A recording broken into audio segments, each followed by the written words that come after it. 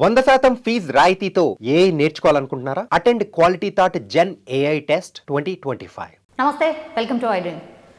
Congress party versus BRS చాలా రోజుల నుంచి కూడా ఇదే నడుస్తోంది. యాక్చువల్లీ మొన్న ఈ మధ్య కాలంలో గదర్ మీద కామెంట్స్ చేసి జర బీజేపీ కూడా లైన్లోకి వచ్చినట్టు కనిపించింది. కానీ మెయిన్గా మాత్రం బీఆర్ఎస్ వర్సెస్ కాంగ్రెస్గా నడుస్తోంది. ఎస్పెషల్లీ రైతులకు సంబంధించి. రైతుల గురించి మేము అన్నీ చేస్తున్నాం, మేము అన్నీ చేశామని కాంగ్రెస్ పార్టీ చెప్తుంది. ఫర్ అన్ ఎగ్జాంపుల్, రుణమాఫీ కావచ్చు, రైతు భరోసా కావచ్చు, లేదంటే కౌలు రైతులకు కూడా 12,000 ఇవ్వడం కావచ్చు. గతంలో మీరు ఎన్నడైనా చేసిర్రా? గ్రామాలలో పోయి ఎవరు అర్హులో కనుక్కొని ఇచ్చిన సందర్భాలు ఏడైనా ఉన్నాయా అని కాంగ్రెస్ సర్కార్ చాలా కాన్ఫిడెంట్గా చెప్తుంది. కానీ బీఆర్ఎస్ పార్టీ మాత్రం సభలు పెట్టి నువ్వేం చేసినావు, అది చేసినావా, ఇది చేసినావా, రైతులంటే కేసీఆర్ అంటూ డైరెక్ట్గానే కాంగ్రెస్ పార్టీ మీద విమర్శలు చేస్తోంది బీఆర్ఎస్ పార్టీ. వీటన్నిటి మీద మాట్లాడదాం. మనతో పాటు ఉన్నారు టీపీసీసీ స్పోక్స్ పర్సన్ డాక్టర్ లింగం యాదవ్ గారు. సార్ నమస్తే. నమస్తే. ఎట్లున్నారు సార్? గుడ్. యా, రైతులకేమో మీరు అన్నీ చేసినామని మీ పార్టీ చెప్తోంది. కానీ బీఆర్ఎస్ మాత్రం ఇంకా కూడా సభలు పెడుతుంది. ఆ సభలకు కూడా చాలామంది జనాలు కూడా వస్తున్నారు. నిన్న నల్గొండలో సభ అయింది, డైరెక్ట్ మీ మీదనే విమర్శలు చేస్తుంది. ఏంటి రియాక్షన్? ఎస్, ముందుగా ఐ డ్రీమ్ ప్రేక్షకులకు మీకు అందరికీ నమస్కారం. ఎస్, డెఫినెట్గా అంటే కాంగ్రెస్ ప్రజాప్రభుత్వం అధికారంలోకి వచ్చిన తర్వాత గౌరవనీయ ముఖ్యమంత్రి అభివృద్ధి సంక్షేమమే పెట్టుబడులే ధ్యేయంగా నిరంతరం ప్రజలకు అందుబాటులో ఉండు 18 గంటలు పైగా ఇవాళ సెక్రటరియట్లో అందుబాటులో ఉండి ప్రజాపాలన జరుగుతున్నటువంటి సందర్భం మనకు కనబడుతుంది. ఈ ప్రభుత్వం ప్రజాప్రభుత్వం గౌరవనీయ ముఖ్యమంత్రి రేవంత్ రెడ్డి గారు రైతు అభివృద్ధి సంక్షేమమే ధ్యేయంగా ఇవాళ ముందుకెళ్తున్నటువంటిది మనందరికీ కూడా చాలా స్పష్టంగా అర్థమవుతుంది. గతంలో ఎన్నడూ కూడా లేనట్టుగా దేశ చరిత్రలోనే కనీవిని ఎరగని రీతిలో ఏకకాలంలో 21,000 కోట్ల రూపాయలు రుణమాఫీ చేసినటువంటి చరిత్ర కాంగ్రెస్ ప్రజాప్రభుత్వాన్ని. అదేవిధంగా సన్నవడ్లకు కూడా ఇవాళ 500 రూపాయలు బోనస్ ఇవ్వడం జరుగుతుంది. అదేవిధంగా మొన్ననే రైతు భరోసా కూడా కార్యక్రమాన్ని గౌరవ ముఖ్యమంత్రి రేవంత్ రెడ్డి గారు ప్రారంభించడం జరిగింది. అంటే ఇవాళ గత 10 ఏళ్లుగా తెలంగాణ రాష్ట్రాన్ని పరిపాలించినటువంటి బీఆర్ఎస్ కేసీఆర్ నియంతృత్వ ధోరణికి వ్యతిరేకంగా పోరాడినటువంటి చరిత్ర కాంగ్రెస్ పార్టీది. వాళ్ళు 10 ఏళ్లలో రైతులను అరిగోస పెట్టినటువంటిది కూడా మనందరికి కనబడుతుంది.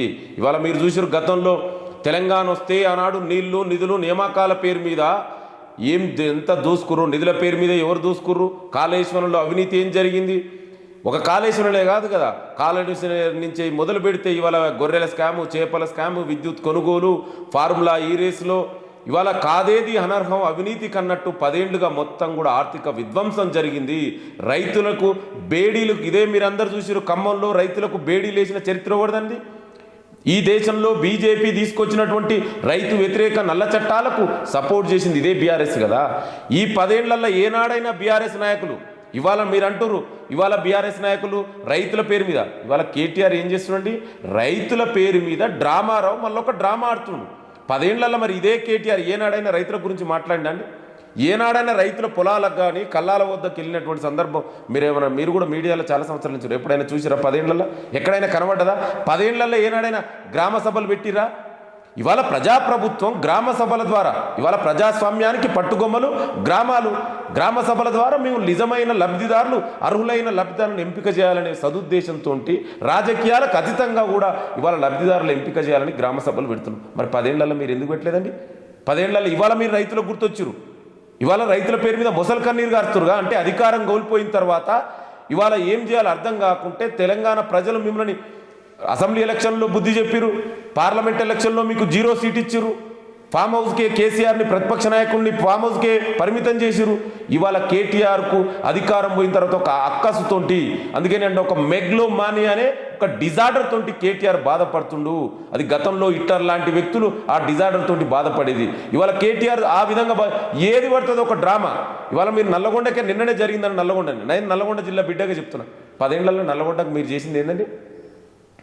ఎస్ఎల్బీసీకి ఉమ్మడి ఆంధ్రప్రదేశ్లో 30 కిలోమీటర్ల సొరంగం తవ్వితే మీరు 10 ఏళ్ల పాలన 1 కిలోమీటర్ కూడా సొరంగం కంప్లీట్ చేయలే కదా.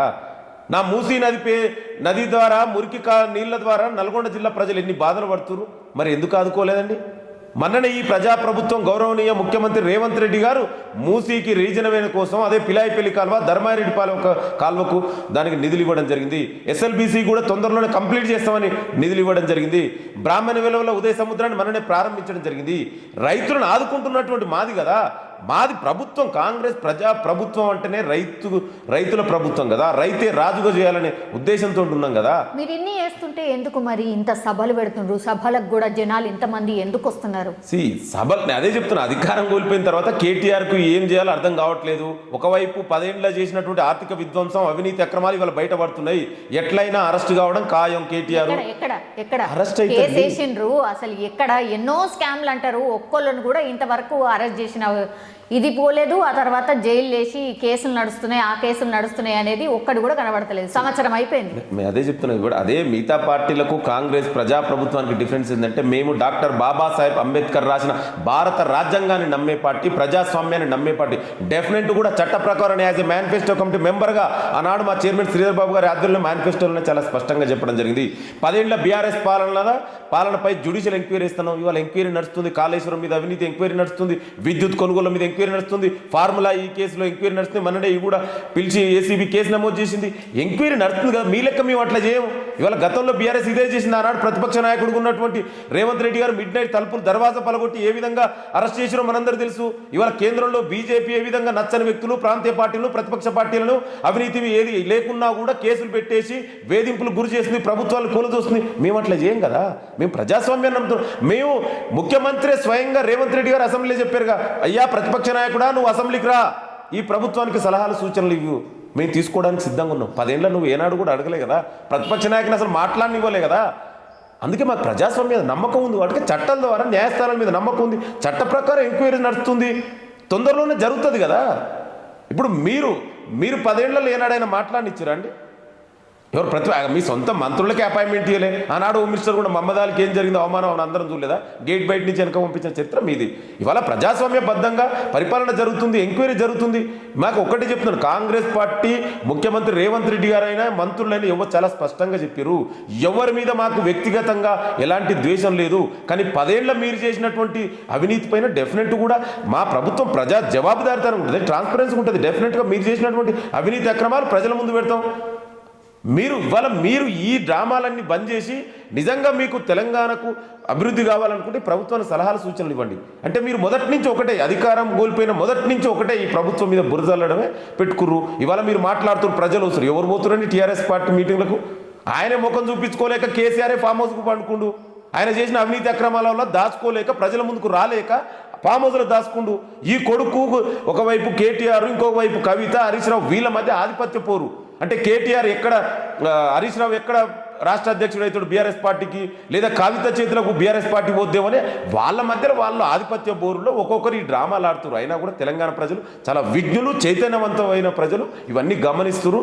ఈ డ్రామాలన్నీ నమ్మే పరిస్థితిలో, తలకిందులు తప్పదు చేసిన కేటీఆర్ని నమ్మే పరిస్థితిలో తెలంగాణ ప్రజలు లేరు. ఎందుకని మీ మంత్రుల మీద అక్కడక్కడ అప్పుడే ఆరోపణలు ఎందుకు వస్తున్నాయి? అవినీతి జరుగుతుందనో, పర్సంటేజ్ మాట్లాడుకుంటున్నారనో, లేకపోతే 4th సిటీ చూపెడుతూ మీరు కూడా దందా చేస్తున్నారనో, ఇదెందుకు వస్తుంది మరి? సరే, నేను ఒకటే చెప్తున్నాను చాలా స్పష్టంగా, నిజంగా మా ప్రభుత్వం పైన, మంత్రుల పైన ఎక్కడైనా ఎమ్మెల్యేల పైన అవినీతి అక్రమాలు ఉంటే ప్రూవ్ చేయమని చెప్తున్నాం. వేగ్గా మాట్లాడడం కాదు. ఇవాళ మీ సంవత్సర కాలం పరిపాలనకు, మీ 10 ఏళ్ల పరిపాలనకు డిఫరెన్సెస్ ఇవాళ ప్రజలే చాలా స్పష్టంగా గమనిస్తున్నారు. ఇవాళ మీరు ఆనాడు మీ ఆస్తులు ఎంత, కేసీఆర్ ఆస్తులు ఎంత అండి, కల్వకుంట్ల కుటుంబ ఫ్యామిలీ ఆస్తులు ఎంత, ఇవాళ వాళ్ళ ఆస్తులు ఎంత? అలా కేసీఆర్ నాయకులు, బినామీలు, బీఆర్ఎస్ పార్టీ ఎమ్మెల్యేలు, ఎంపీలు, ఈ ఫామ్ హౌస్ కల్చర్ ఎక్కడి నుంచి వచ్చిందండి? దేశ చరిత్రలో ఎక్కడైనా మినిస్టర్లు, ఎంపీలకు, ఎమ్మెల్యేలకు, ముఖ్యమంత్రులకు ఫామ్ హౌస్ నుంచి పరిపాలించినటువంటి మీరు సీనియర్ జర్నలిస్టు, అలాంటి చరిత్ర ఉందా? ఇదే మాట 5 ఏళ్ల తర్వాత కాంగ్రెస్ పార్టీ నాయకుల ఆస్తులు ఎంత అని అడిగితే జవాబు చెప్పే పరిస్థితిలో ఉంటుందా మీ పార్టీ? డెఫినెట్ గా వీఆర్ ట్రాన్స్పరెన్సీగా ఉంటాం. మీరు మా చరిత్ర చూడండి. ఇవాళ మీరు చూసిరు బీఆర్ఎస్ దేశంలో ప్రాంతీయ పార్టీలలో అత్యధిక సంపద ఉన్నటువంటి ప్రాంతీయ పార్టీ ఏదంటే బీఆర్ఎస్ పార్టీ. బీఆర్ఎస్ పార్టీ పుట్టి ఎన్ని సంవత్సరాలు అవుతుందండి? అధికారంలో ఉండి ఎన్ని సంవత్సరాలు? మరి కాంగ్రెస్ పార్టీ ఆస్తులు ఎంతండి? ఇది ఓపెన్గా నేను చెప్పడం కాదు కదా, ఎలక్షన్ కమిషన్ డిక్లేర్ చేసింది. కావాలంటే నేను పంపిస్తా. మేము ఈ దేశంలో మీ అందరూ అంటారు 50 ఏళ్ళు మేమే పరిపాలించింది, కాంగ్రెస్ పరిపాలించింది అంటారు. ఎస్, మరి మా పార్టీ ఆస్తులు ఎంతండి? ఇవాళ బీఆర్ఎస్ 10 ఏళ్ళు సంపాదిస్తానే ఇన్ని వేల కోట్ల ఆస్తులు ఎట్లా వచ్చినాయండి? ఎవరి సొమ్ము? తెలంగాణ ప్రజల కష్టార్జితమైన సొమ్మును కదా దోచుకున్నది మీరు కదా. ఇవాళ అందుకే తెలంగాణ ప్రజలే కాదు దేశ ప్రజలందరూ కూడా చూస్తారు కదా, తెలంగాణ సొమ్ముని మీరే టీఆర్ఎస్ పార్టీని బీఆర్ఎస్గా మార్చి తెలంగాణ ప్రజల సొమ్మునంతా కూడా మహారాష్ట్రలో పోటీ చేస్తామని పోయి ఎవరు చేశారు ఇదంతా? ఇవి అందుకే మీకు బుద్ధి చెప్పి ఇప్పటికైనా మారండి. ఈ విమర్శ ఎట్లుండాలండి? ఒక కన్స్ట్రక్టివ్ క్రిటిసిజం చెయ్యి, పాలసీ మీద మాట్లాడు. మేము తీసుకోవడానికి రెడీ ఉన్నామని చెప్తున్నాం. ముఖ్యమంత్రి చాలా స్పష్టంగా చెప్పారు. అంతే తప్ప వేగ్గా మాట్లాడే అవినీతి ఎక్కడుందండి? ఇవాళ ప్రజలు అందుకే కాంగ్రెస్ ప్రజాప్రభుత్వం వైపు ఉన్నారు కదా. మేము చేస్తున్నటువంటి చూడండి, మేము ఇచ్చినట్టు గ్యారంటీలలో ఇవాళ మహిళలకు ఉచిత బస్ ప్రయాణం ఎంత ఆనందంగా ఉందండి. కొట్టుకుంటున్నారట సార్. మహిళలకు ఆర్థిక సమృద్ధి వచ్చింది, ఆర్థిక స్వాలంబన వచ్చింది, ఆర్థిక చేయుత వచ్చింది. బహుశా కవితమ్మకు తెలియకపోవచ్చు, ఎందుకంటే ఆర్టీసీ సమ్మె గురించి కూడా చెప్పాలి. ఎట్లాగో మీరు ఆర్టీసీ గురించి మాట్లాడింది కాబట్టి సమ్మెతోని వాళ్ళు సమ్మె సైరన్ మోగించబోతున్నారట. సమ్మె కాకంటే ముందే పరిష్కరించబోతున్నారా? వాళ్ళ డిమాండ్స్ వినబోతుందా? మేము ఒకటే చెప్తున్నాం, డెఫినెట్ కూడా ప్రజాస్వామ్యబద్ధంగా ఎవరైనా కూడా వాళ్ళ నిరసన హక్కును తెలియజేసుకోవచ్చు. ఈ ప్రజాప్రభుత్వం ప్రతి సమస్యని పరిష్కరించడానికి సిద్ధంగా ఉంది. సమస్యలన్నీ కూడా తొందరలోనే సాల్వ్ అవుతాయి. నేను ఏమంటున్నా అంటే దీని పేరు మీద కుట్రలు చేస్తున్నారు అంటున్నా. ఇవాళ మొదటి నుంచి కూడా మీరు చూడండి, లగచర్ల ఇన్సిడెంట్ జరిగింది, దానిని కోరూరు ఇదే బీఆర్ఎస్ నాయకులు కదా. ఇవాళ ప్రతి దగ్గర కూడా అంటే కావాలని ప్రభుత్వం మీద బురదల్లడం. ఇవాళ మీ మహిళలకు ఉచిత బస్ ప్రయాణం ఇస్తే ఆటో డ్రైవర్లను ఎగదూసారు. అంటే మీరు సూటిగా ప్రశ్నించారు బీఆర్ఎస్ నాయకులని, కేటీఆర్ని, కవితమ్మ గారిని, మహిళలకు ఉచిత బస్ ప్రయాణం వద్దా? మీ స్టాండ్ అదేనా?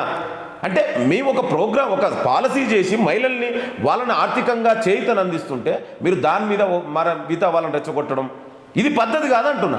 మన అందరి లక్ష్యం ఇవాళ కాంగ్రెస్ ప్రజాప్రభుత్వం లక్ష్యం ఏంటండి? తెలంగాణ అభివృద్ధి, సంక్షేమం, పెట్టుబడులు రావాలని. ఇవాళ అదే జరుగుతుంది కదా. మీ 10 ఏళ్లలో ఏం జరిగింది? మీరు ఏనాడన్నా మహిళలను పట్టించుకురా? గతంలో గ్యాస్ ఎంత ఉండండి, ఇవాళ 500 రూపాయలకి గ్యాస్ ఇస్తున్నాం కదా.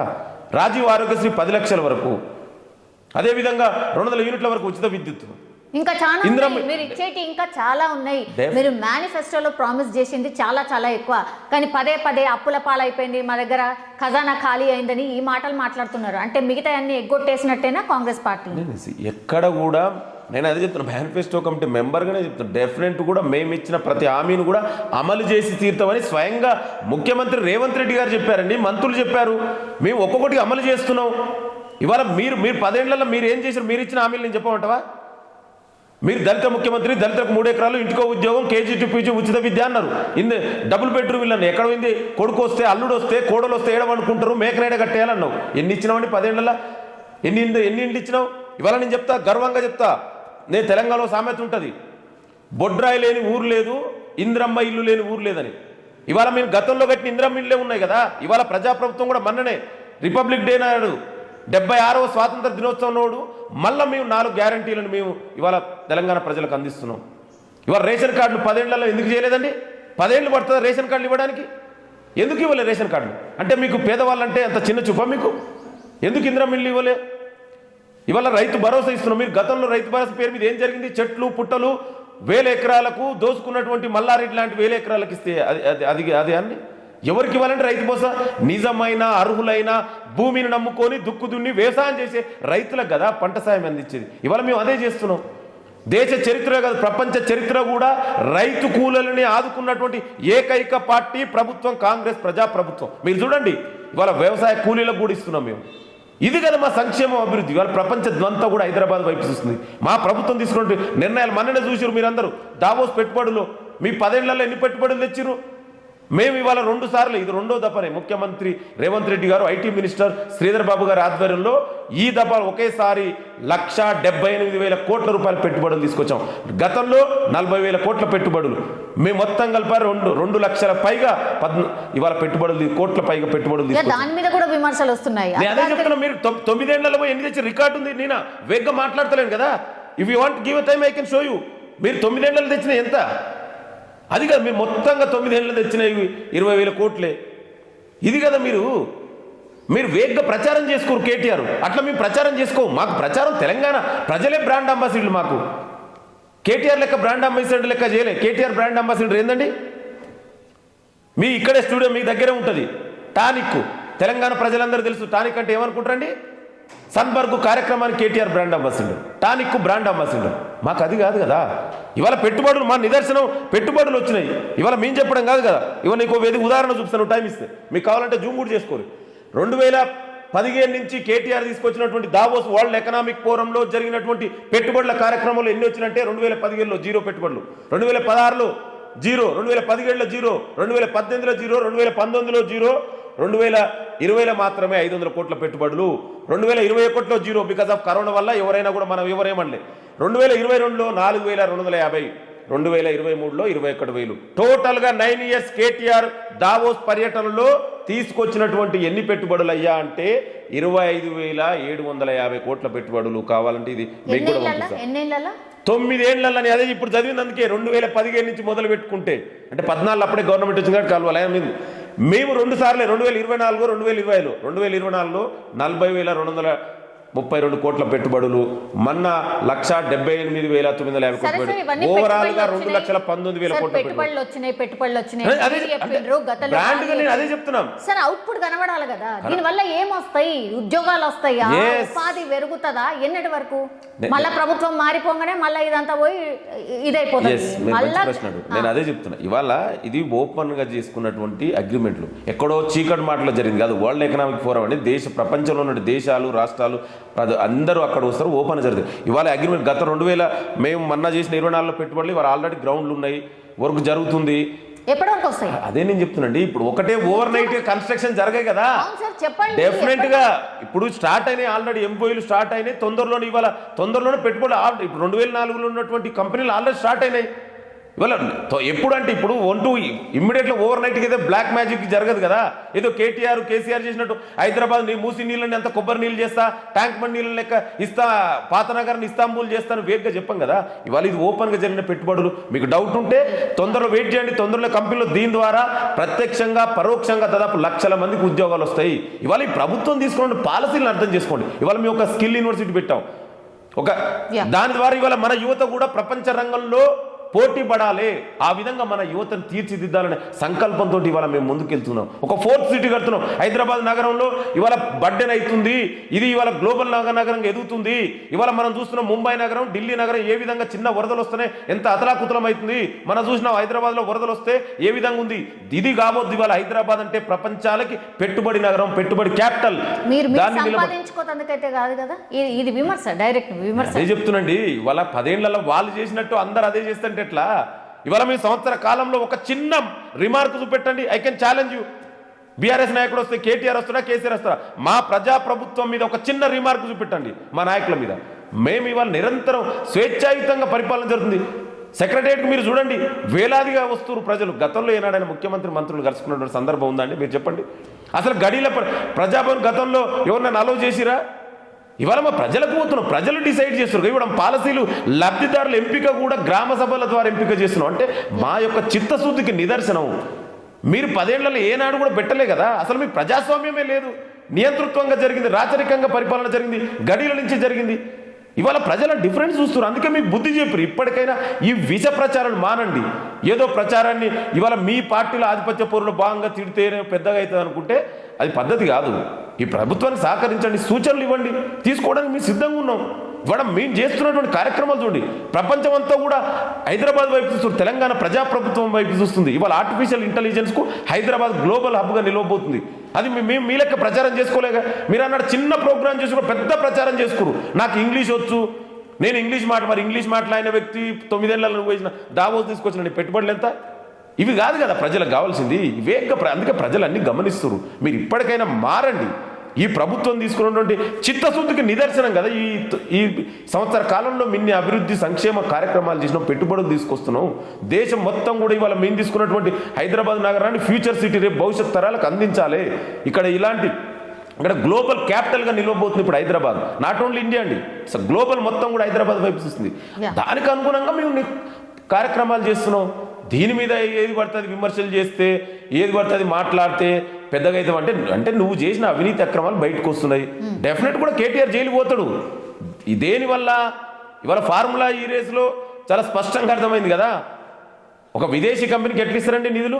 వితౌట్ ఆర్థిక శాఖ అనుమతి లేకుండా, ఆర్బీఐ అనుమతి లేకుండా, క్యాబినెట్ అప్రూవల్ లేకుండా 10 ఏళ్ళుగా మంత్రి చేసిన వ్యక్తికి ఆ కనీస జ్ఞానం లేదా? అంటే దీని వెనుక క్విట్ జరిగింది, మనీ లాండరింగ్ జరిగింది, ఇట్స్ ఎవిడెన్స్ ఉన్నాయి. దాన్ని తప్పించుకోవడం కోసం మళ్ళీ కొత్త డ్రామాలకు తెరలేపిండి ఇట్లా. ఇవన్నీ ప్రజలు గమనిస్తున్నారు. Yes sir, thank you sir, thank you so much. So మీరు మాటలు ఏవైతే చెప్పారో అవన్నీ నిజం కావాలని కోరుకుందాం. సో మీ ప్రభుత్వం కూడా ప్రజాప్రభుత్వం లాగా మారాలని, ఆర్ ప్రజలు ఎదురు చూస్తున్నట్టుగా ఉండాలని మేము కూడా కోరుతున్నాం sir. Thank you so much. Thank you.